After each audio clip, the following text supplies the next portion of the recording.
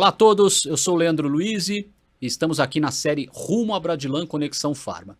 E para a edição desse ano, nós assumimos uma missão que à primeira vista parecia impossível. Em 3 atos, nós precisávamos resumir a essência da programação desse ano. E não é que a gente conseguiu? Chegamos a 3 nomes que nos ajudam a mostrar a importância da gestão de processos, pessoas e produtos. E o mais importante é que esses nomes não só ajudam a resumir a essência da feira, como também mostram o papel atual da Bradilan e do ecossistema que gira em torno das distribuidoras e do varejo regional no mercado brasileiro. E hoje vamos falar de gestão de produtos, e nada melhor do que falar de produto e conversar com Cali Nardino, farmacêutico, especialista em cannabis medicinal e que vem trazer um pouquinho dessa inovação, que promete em breve ser um grande, podemos dizer, um grande diferencial para as farmácias brasileiras? Tem uma frase em inglês que eu gosto de chamar game changer, né? Eu acho que ela vai mudar o jogo. Muda Então, o jogo, excelente. obrigado aí, Leandro, a você, a toda a equipe da Bradilan, do Panorama Farmacêutico, da Escrita. E espero que esse nosso bate-papo aqui fale além de produtos, de um mercado que eu sou apaixonado, que é o mercado de cannabis medicinal no Brasil. É muito além de produto, a gente vai falar da gestão, né? E como a cannabis pode ser realmente essa virada, né, para todo o mercado farmacêutico, não só para as grandes redes, mas também para o varejo regional. Começando por aí, Cali, até então a cannabis era um produto de exceção, né? Mas o que de fato faz com que esse cenário já se modifique ainda para este ano? Fala um pouquinho das novidades que estão por vir e que já chegaram também. As que já chegaram, Leandro, são as resoluções da Anvisa, que elas vão assim, acelerar o acesso ao tratamento. Então a gente teve uma mudança básica, que é a RDC 1000, que ela vai alterar a forma de prescrição não só de cannabis, mas dos produtos sujeitos a controle especial. E a RDC 1015, ambas de 2026, e a RDC 1015 ela trata especificamente sobre cannabis. O que é legal, voltar um pouquinho no tempo, que a cannabis era proibida, né? Era uma exceção regulatória. Era uma exceção regulatória, exato. Chegou a RDC 660, que permitia com que o paciente importasse de outro país a cannabis medicinal para o Brasil. Depois evoluiu para uma RDC chamada 327, que deu acesso dos produtos à base de cannabis em farmácias e drogarias. Então isso já acelerou e trouxe muita qualidade.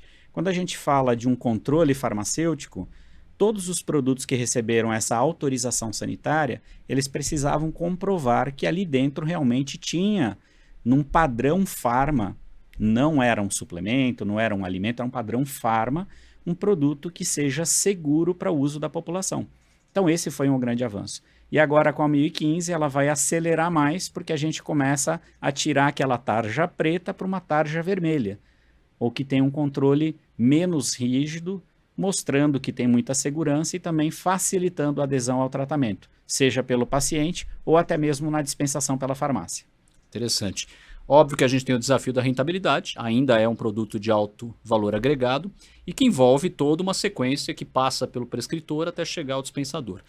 Nesse contexto, Cali, como a farmácia pode assumir um papel de protagonismo nesse ambiente? Uma vez consolidado o arcabouço regulatório, qual o próximo passo, né? Passa pelo farmacêutico também? Passa pela ponta? Como você vê esse cenário? Eu acredito que o mais importante é a conscientização da própria equipe da farmácia. Então, o proprietário, o farmacêutico, eles precisam primeiro ler as resoluções, entender um pouquinho da parte regulatória, que não é tão difícil assim.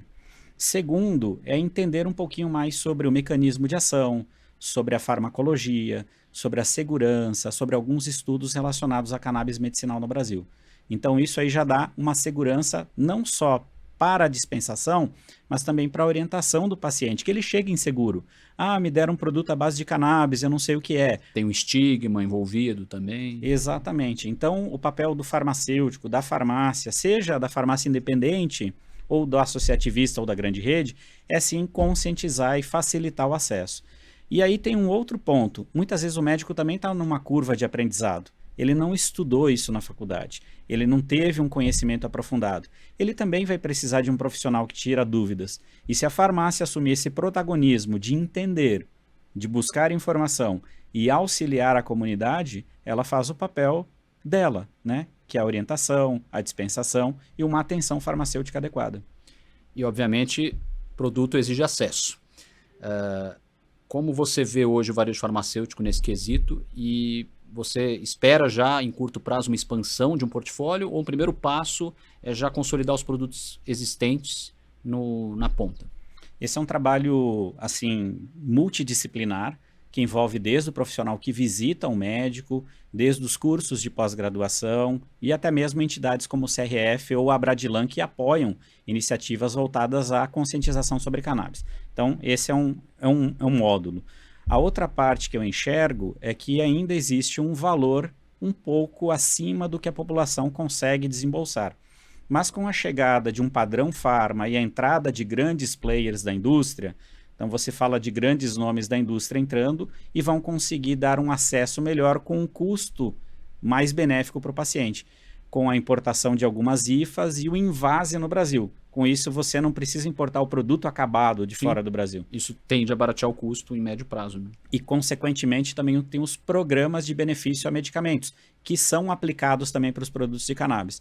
Então, tratamentos que eram 1.500, 2.000, hoje chegam a 700, 350. Então, a gente consegue ver já uma diminuição do custo.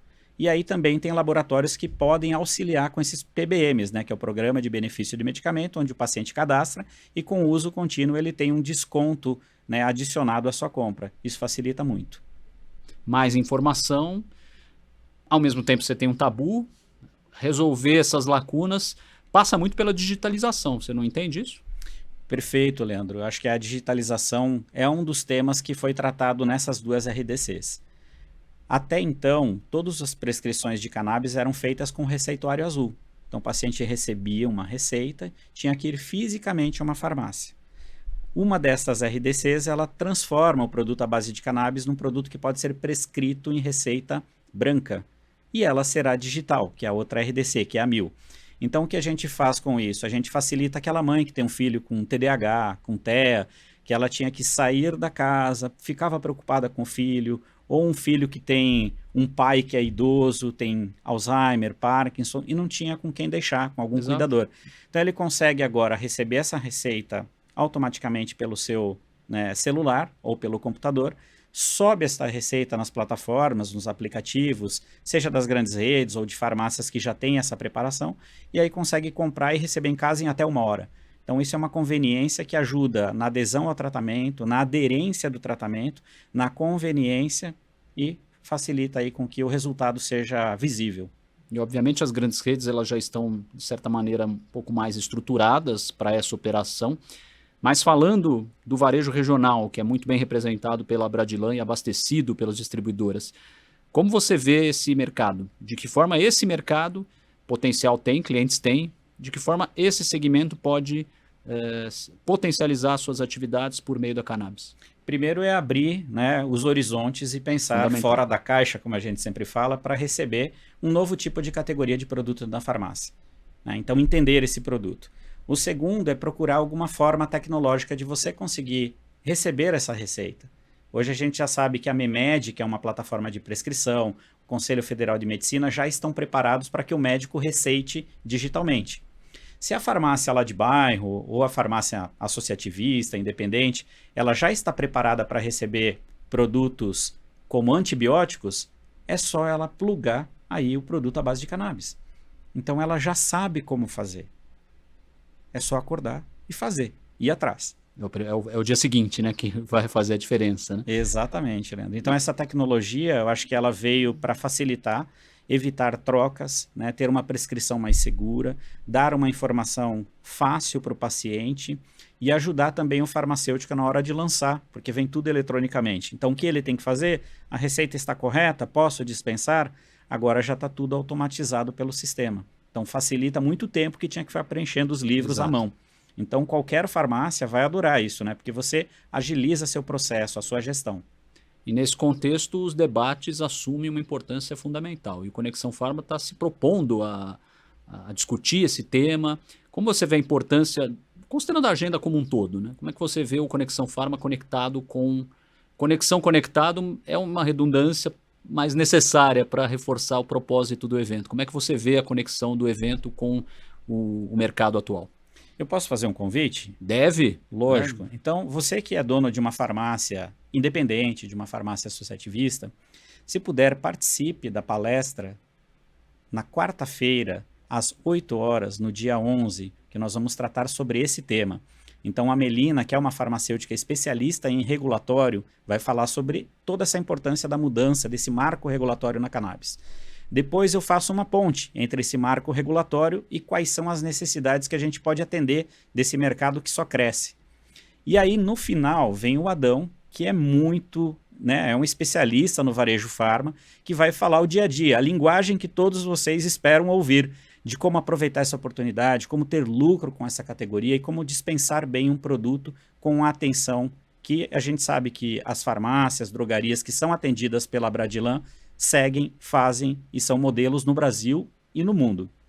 Teoria e prática andando juntas, né, Cali? Isso aí. Eu acho que gestão passa por aí, não é, Leandro? A gente tem que unir o conhecimento técnico junto com a nossa prática do dia a dia. Só assim a gente consegue transformar a sociedade, especialmente quando a gente fala de um produto como o cannabis, que a gente precisa retirar esse estigma, tem que melhorar a conscientização, tem que facilitar o acesso e dar condições para que todos tenham um tratamento seguro, com padrão farma, diferente do que era a 660, que a gente poderia importar de qualquer país sem nenhuma regulação ou fiscalização da vigilância sanitária. Então a gente está trabalhando agora com grau farma, uma preocupação das indústrias com qualidade, com segurança, com eficácia, com farmacovigilância.